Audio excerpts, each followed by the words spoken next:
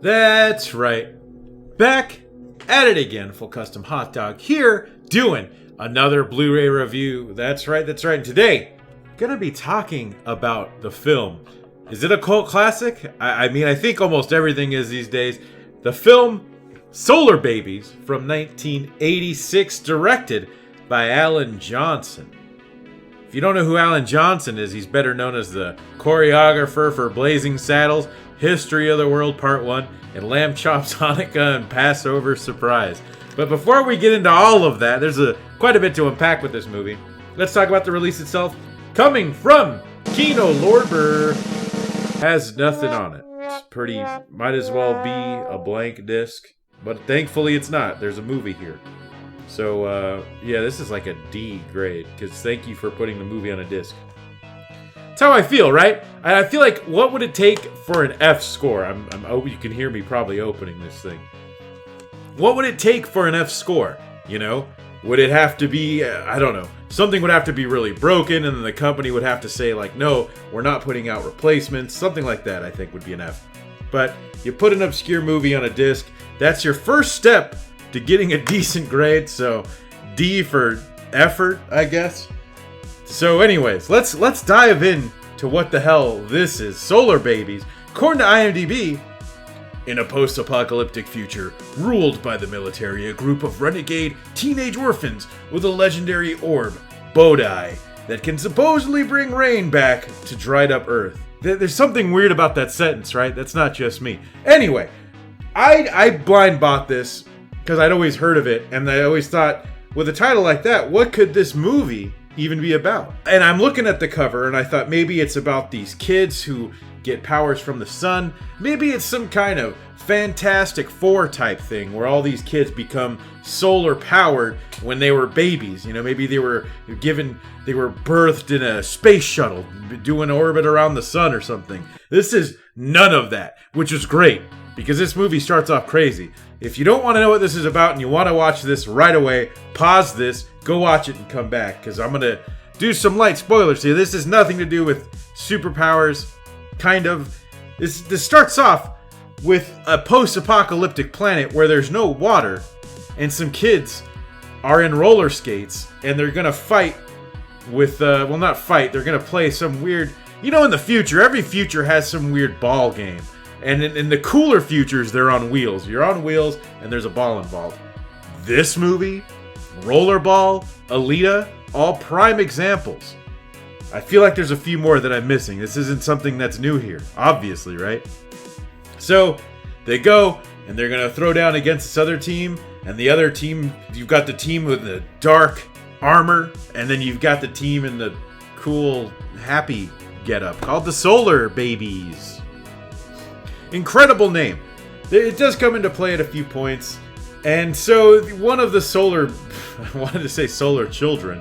One of the Solarbabies, played by Lucas Haas, which there's a pretty interesting cast here of good people who are very hammy, which makes this very enjoyable, by the way. Lucas Haas stumbles upon this ball. Nothing about this ball is explained, by the way.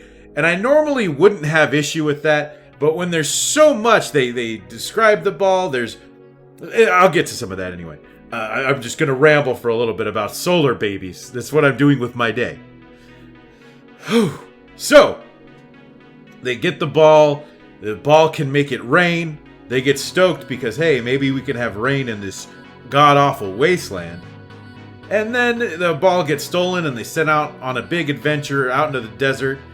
I failed to mention, by the way, that they're all housed with a ton of other children in this desert orphanage, which is just as miserable as it sounds.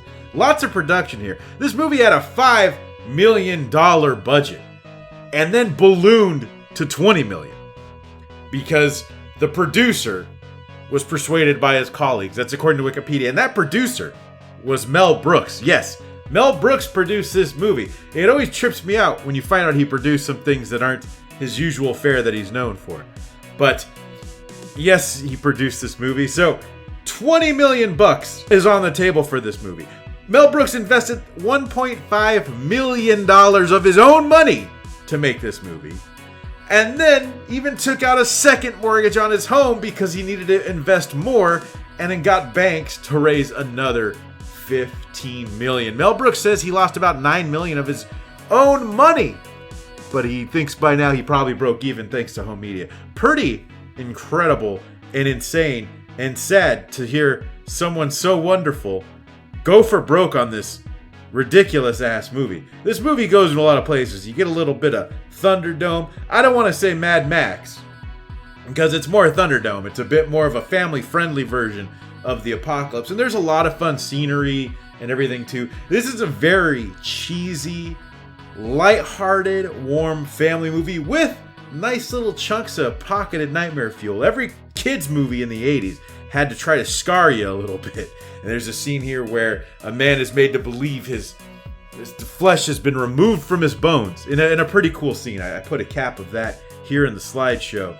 So while they're trying to get their ball friend back, whose name is Bodai, you have this other group who of course wants to acquire it for reasons that's not really clear. They address it, and by it I mean the ball, the bad guys do, as the Sphere of Longinus, which is a reference to the Spear of Longinus. It's a whole biblical, mythical thing, which is very odd, and it's especially odd that none of that gets addressed. That people know what this ball is, this sphere, this orb, but nobody seems to talk about its past history or legends say about this ball. You know, there's nothing about this ball in particular. There's legends about the kids in the movie, which is also very odd. There's some strange mysticism in this movie, by the way. There's a lot of weird stuff. And I think that's kind of what makes it a little fun, even if it's kind of crappy. Like I said, it's not the best movie. It's a solid watch, though, and if you've got some family, maybe the nieces and nephews are visiting from Albuquerque, and you need to put on a movie, Solarbabies is not a bad pick. Although, I don't know, maybe kids would hate this now. I don't think any kid could ever hate roller skates, right? Am I wrong? I don't know. I don't know what the hell I'm talking about. Too much damn Rollerbabies. I've already seen this too many times. I have enjoyed it each time. But anyways, I'm your host, Full Custom Hot Dog. You can follow me on Twitter. It's Full Custom Hot Dog without the last O, because it is just too long for Twitter. So, thank you all for watching, and until next time. If you like what you see, I love what I see. Make sure to hit that subscribe button and the bell for notifications so you can watch whatever comes next. And if you like the music you hear, you can follow me on SoundCloud and Spotify. Check the description for links.